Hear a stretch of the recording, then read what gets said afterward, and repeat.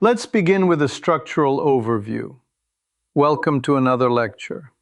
Today we consider Christian Mate Pulisic, an American professional footballer whose career has, to some extent, reparameterized expectations of what a US attacker can achieve in Europe. I am Professor Alexei, and with me is Priyanka, whose questions will keep us honest and, if you will, empirical. Hi everyone. I am Priyanka, and I guess we can start by thinking about the simple version. Who is he on the pitch? And why is everyone calling him Captain America? To frame our discussion, Pulisic is principally a winger, but he is also competent as an attacking midfielder and forward. Think of him as a modern Captain America in boots, not because of mythology, but because he tends to appear at inflection points in big matches and carry responsibility with a certain relentlessness.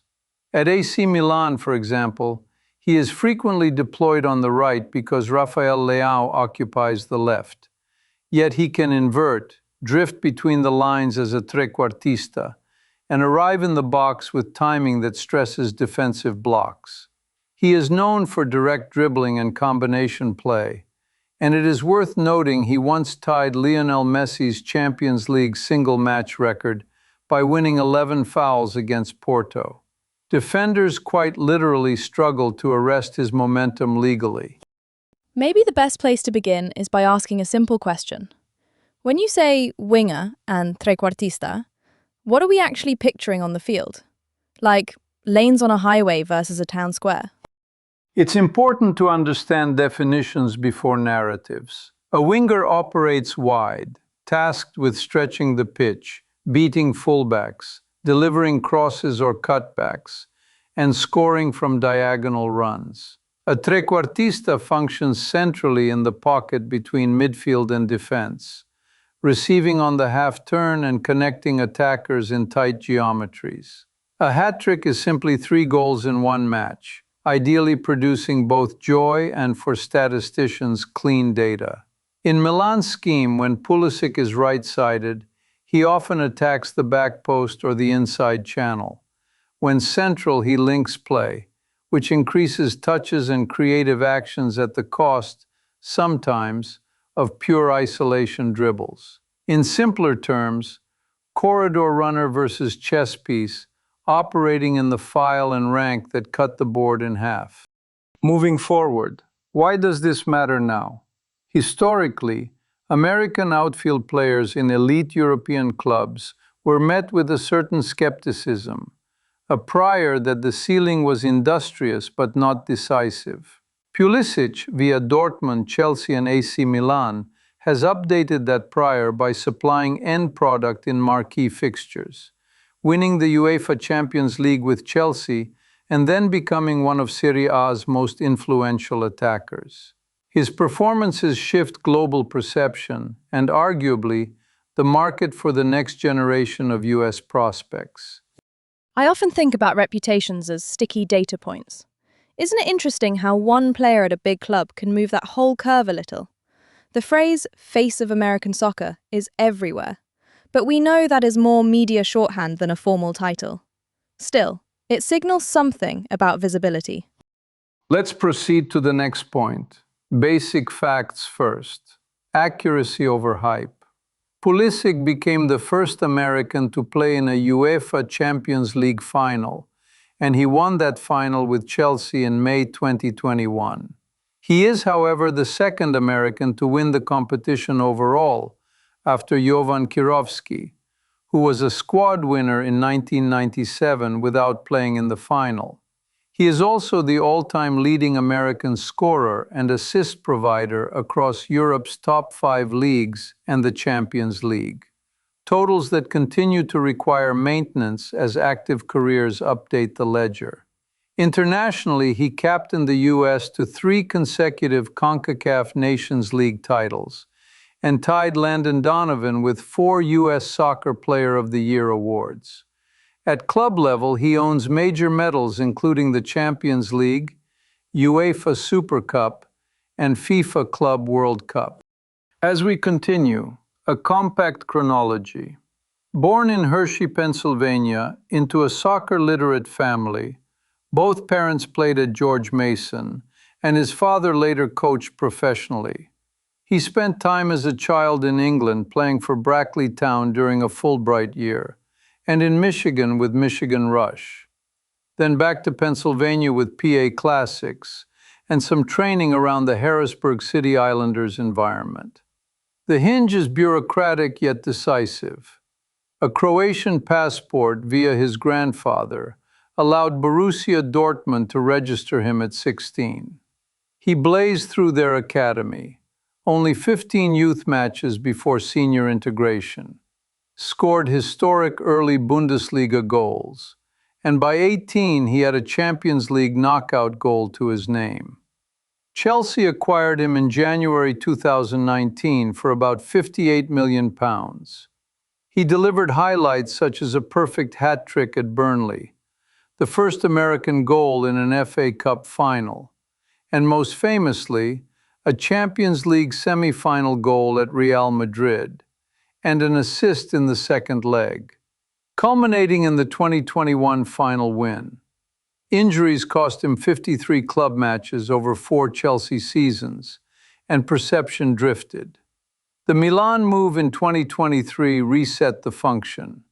He became the first American to score in 3 of Europe's top 5 leagues on debut, posted 15 goals and 10 assists in his first season, was Serie A Player of the Month as the first North American recipient, earned back-to-back Teams of the Season in 2023-24 and 2024-25, authored AC Milan's 5,000th Serie A goal, scored an Olimpico goal directly from a corner in the Champions League, and won a Supercoppa Italiana in January 2025, where he scored the equalizer and assisted the winner against Inter.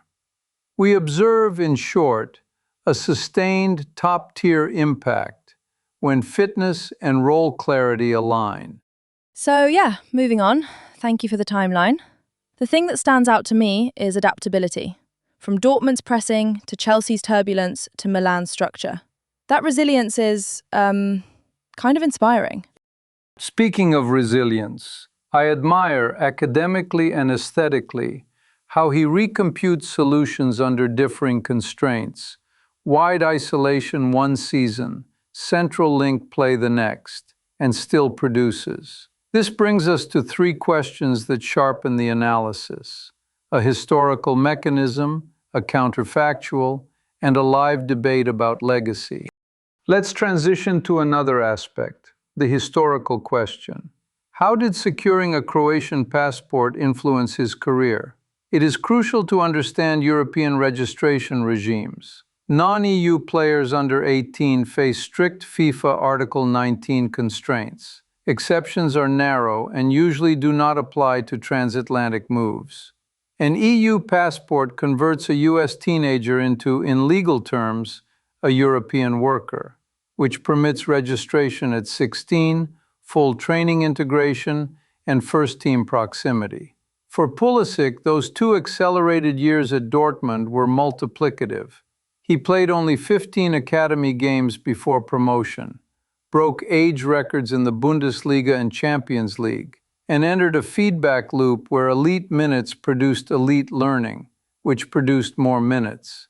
Without that passport, the clock would have started later, and the 2021 Chelsea semi-final artistry does not materialize on the same schedule.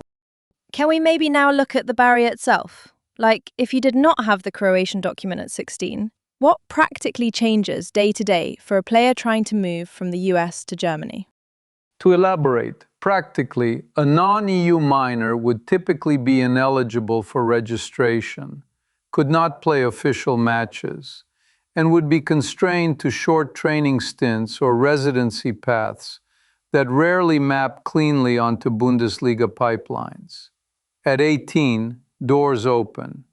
But those are 2 lost seasons of tactical instruction, weight room periodization, language acclimation, and daily problem solving within a top 5 league apparatus. In football development, 2 years at the right intensity is a compounding asset. Mathematically, the slope of improvement matters as much as the terminal point. On to our next point, counterfactual. What if the United States had qualified for the 2018 World Cup? We must be modest.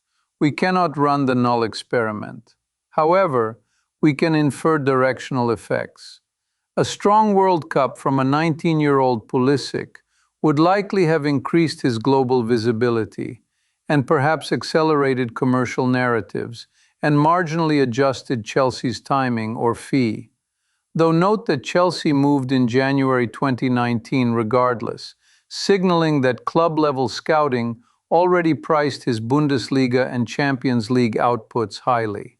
Conversely, the failure of 2018 concentrated national expectations upon him, which may have sharpened his leadership identity within the US program, culminating in Nations League titles and a standout 2022 World Cup, where he produced 2 man-of-the-match displays and the decisive goal against Iran.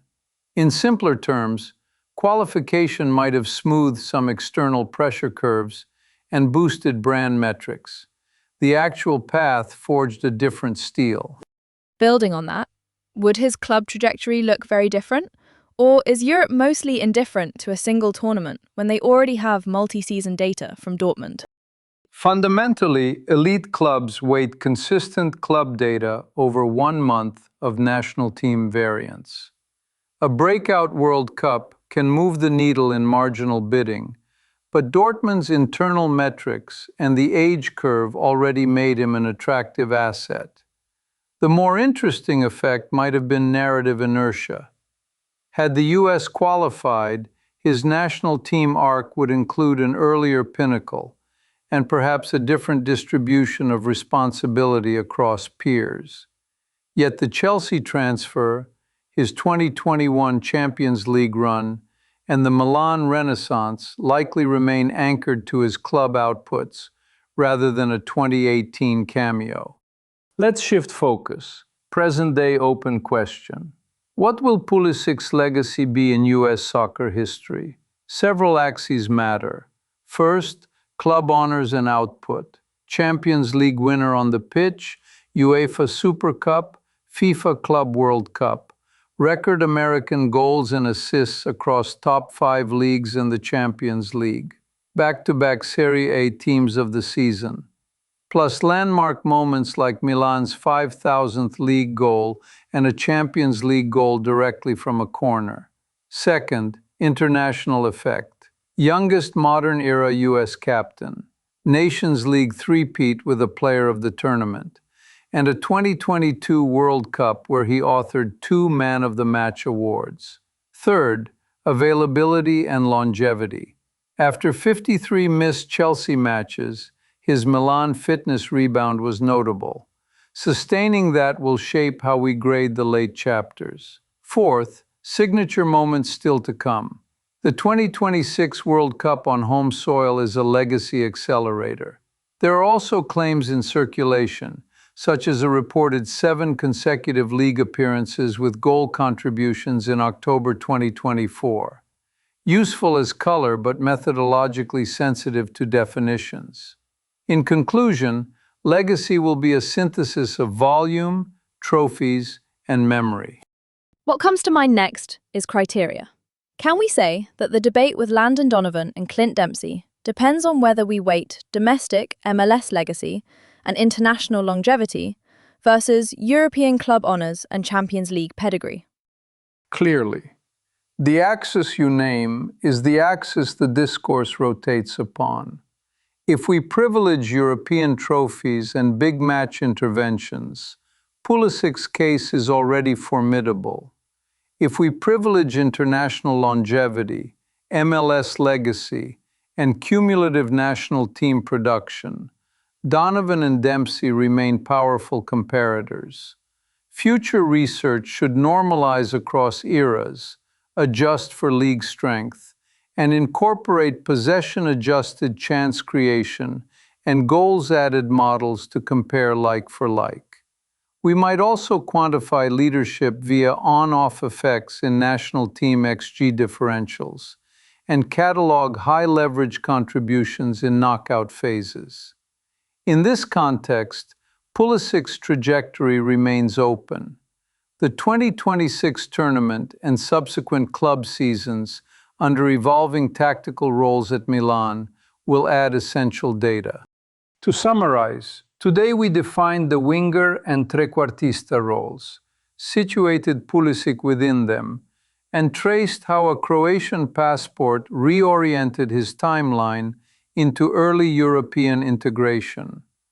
We reviewed why his achievements matter for American soccer's global perception, and we explored three questions: the historical mechanism that sped his rise, the plausible but limited impact of a 2018 World Cup appearance, and the multi-dimensional, still-forming legacy case. For further study, we recommend examining the broader cohort of U.S. players in Europe and how structural factors, from passports to playing time markets, shape outcomes. That was helpful to think through, actually. Thank you, Professor. This concludes our lecture for today. Keep watching with a critical eye, celebrate the goals, and mathematically, remember that context is the hidden variable behind every highlight.